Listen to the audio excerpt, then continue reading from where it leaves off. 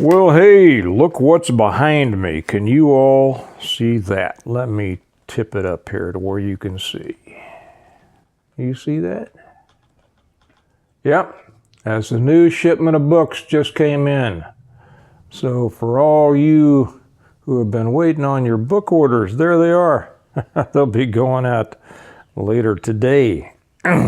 They weren't supposed to get here until, let me adjust this a little bit. They weren't supposed to get here until the 4th or 5th of May, but they surprised me, and they came here yesterday. So that was great, and it looks like I'm going to spend, as I work kind of whopper-jawed here. Looks like I'm going to be spending my day addressing envelopes and signing books and shipping them out. No better way to spend my day except for writing, or being with you all. I want to talk today about knowledge, skills, and understanding. Sadly, this won't get as many, well, sad, I don't care. It'll get to the right people. But not nearly as many people really want to hear about that as they do the impending end of the world. And that's too bad, because this is important, and it has to do with, whatever may come, be it the end of the world or challenging times or just making your life better on a daily basis.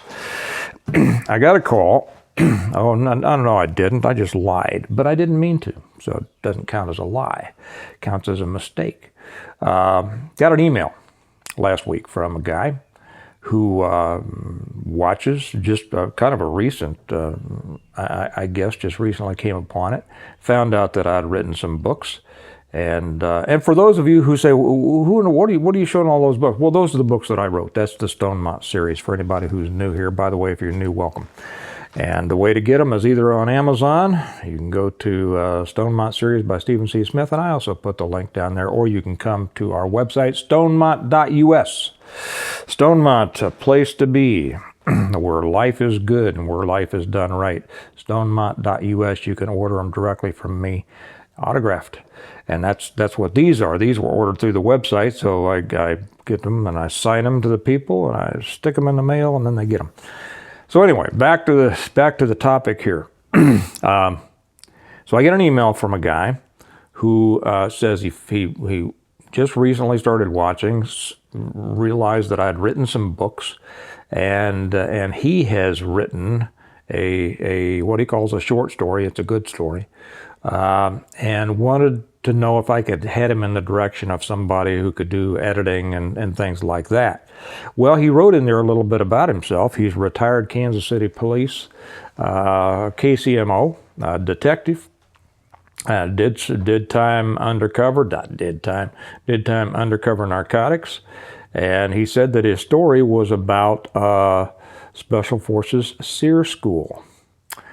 And I said, well, now that's really interesting. I said, how about if, I just do all of our editing myself, and Kelly looks for the typos, and neither one of us are perfect, but we do a pretty good job. I said, I'd be happy to talk to you about this. He said, I just want to be directed to somebody. I don't expect a freebie, but since you've done it, can you head me in the right direction? So I said, hey, let's get together. Let's have a cup of coffee and talk about it. Well, we got together yesterday. First off, I want to tell you that he gave me his manuscript, and it is a great story. I'm a little more than halfway done with it, and it is a great story. In it, he refers to and talks about a talk they got from Nick Rowe. Any of you who may know who Nick Rowe was, we'll get back to that in a minute, because that's going to blend into this knowledge, skills, and understanding. So anyway, we had a cup of coffee and had a great time. I separated myself from most of my previous life years ago simply because I wanted a different life, and I've been successful at it. But occasionally, when I run into some guys from the old days or who have done the same things and all that, it's enjoyable for me to get together. We knew a lot of the same people. We worked a lot of the same units. and told some stories, and he knew things I didn't, and I think I knew a couple of things from the older days that he didn't know about, and it was just a great time. So anyway, I'm hoping when this book comes out, his book comes out, I'll tell you all about it, and I'll tell you how to get it, and I think you're going to want to get it. So, knowledge, skills, and understanding. He told the story, it was the first or second day of SEER school, that a guy walked in, turned out to be Nick Rowe. If you know who he is, you know who he is. If you don't know who he is, he was pretty much the one that started the Special Forces Survival School, or the SEER program overall. When he came back, he had done 5 years or something in captivity as a prisoner of the VC. I think it was a VC. Anyway, it was a Vietnamese, whether it was NVA or VC, I don't remember. And he came back, and as a result of his experience, and we'll be talking about experience, as a result of his experience,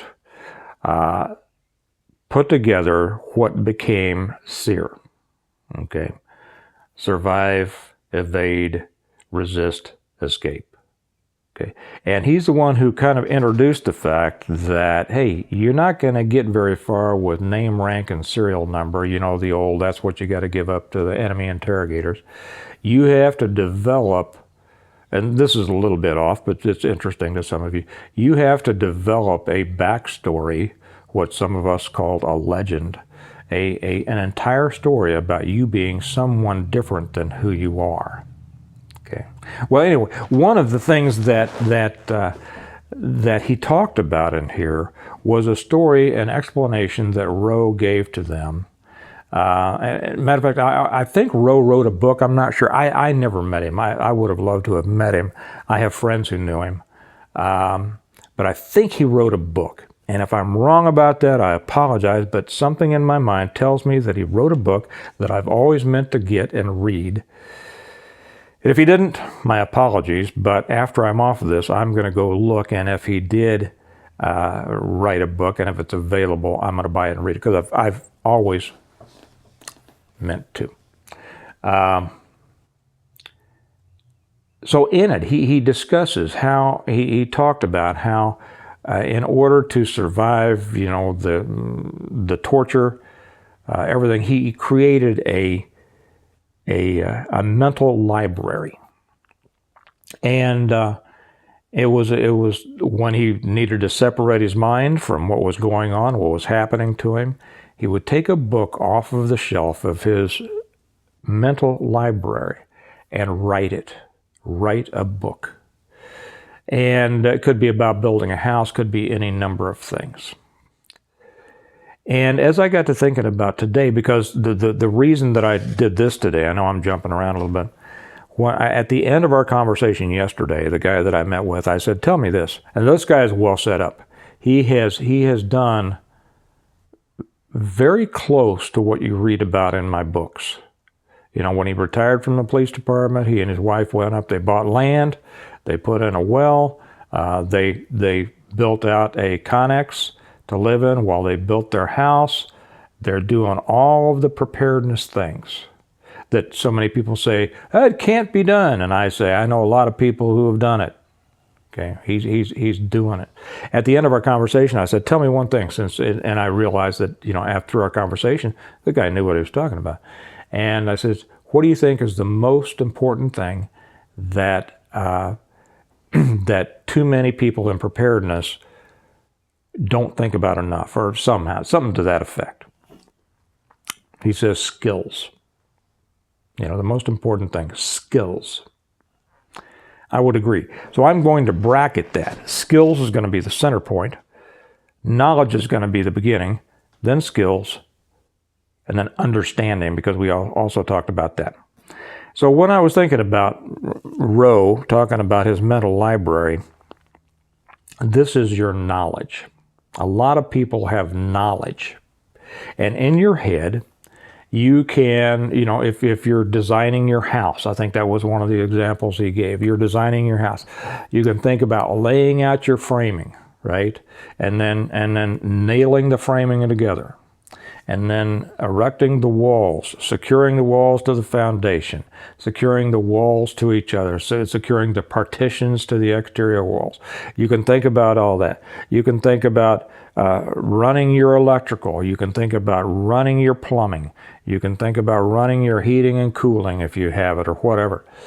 You can think about all of those, and you can do that as a result of what you have learned from other people, either usually in books or by people telling you. So now you have knowledge. Now you need to take that knowledge and transform it into skills. And how do you do that? You do that by doing it. You do it by application of the knowledge in the physical plane, right? Doing it in real life. Okay, so you go out and you can get your boards. You can think, okay, I'm going to build a shed or a house, whatever.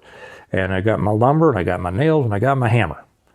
Now, anybody who's ever built anything knows that the first while, anywhere from 100 to 1,000 times that you try to hammer a nail straight, it just, no. Your nails can go all over the place, and you're going to bend one, and you're going to cuss, and you're going to have to pull it out or pound it in, and it there is a process, it is a process through which your knowledge has to travel to become a skill. After you've pounded a couple of thousand nails, you can get down there and slap it in with a couple of hammer blows, but not at first. It has to become translated from mental to physical, from knowledge to a skill. Now, once you have a skill, now that translates into understanding, because you can have a skill of putting together your walls, your partition walls, and then you can have a skill of drilling the holes and running the electrical. And you can have all those, and the joists and the rafters and the roofing and all that. You may have a skill that you have developed from knowledge, but without real world application. Remember, we took the knowledge and then we applied it into the real world, into a skill, but now it has to go another step, and that is understanding. Understanding how all of those skills that you have learned come together into a complete package, whether that's building a house, whether that's surviving, or whether that is preparing to live, preparing to survive. And that is the complete package toward which your learning and your skills application has to go. Does that make sense? We talked about also, and what brought this to my mind is that both of us had worked for commanders with very little experience in the field, because it's a lot easier to make rank. If you were involved in anything to where you're dealing, with a very messy world, it's easy to get yourself in trouble if you're trying to just do your job. And we talked about, and it's so common in law enforcement. I understand too. I mean, it's common in the military. I was not military, but I have so many of my friends in special forces who told me that they left. They quit short of retirement because they got into it with a colonel, or they couldn't stand the politics, or they couldn't stand this. A couple of them went back later on, but when they needed them. Obviously it is across the board. But it is a lot easier to make your rank when you're in the office. More majors were made in headquarters, shuffling papers because they were within kissing distance of their next promotion, schmoozing with their superiors, while the real guys were out there trying to do the job in the streets and in the dirt. And, you know, that's no surprise to anybody who's ever done it, one of those things.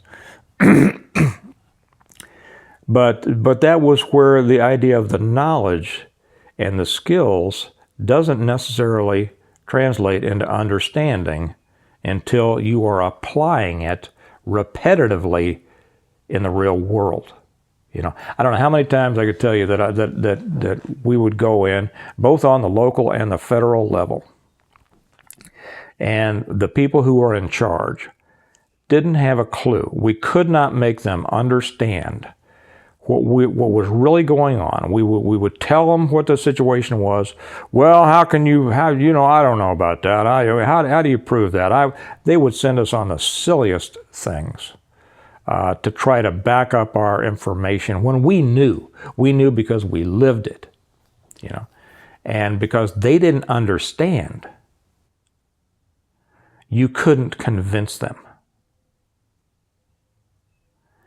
But those who do understand are simply able to successfully achieve their objective, you know, to put it in fancy lingo, to put it in real lingo, to get done what you need to get done. Does that make sense? So through this whole spectrum of going from beginning to end, it has to go through that spectrum of learning, knowledge, applying, developing skills, and then applying those skills over and over and over again until you reach an understanding, which is, you know, mastery or command of whatever it is you're doing. You have an understanding. And then it becomes a part of your life. It becomes a part of your operating system.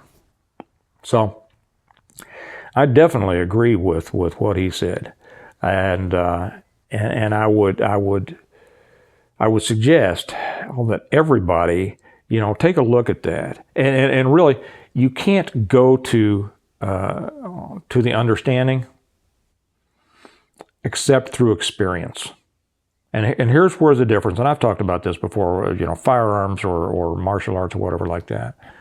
Until you have real-world experience, you don't understand. So I always say, let your training point you towards experience, and the experience is your true teacher. The training will keep you alive, or hopefully keep you alive, while you're learning from the real teacher, experience. So I would suggest, and we got some of you guys out there are experienced. I know you can add your 2 cents or 5 cents. As you like, and but for anybody who may say, well, I know a lot and I've developed some skills, but I haven't really applied them as a part of my life. You might think of, well, where are you? Or maybe you're just now learning, and that's fine. That's great. We all started there, learning.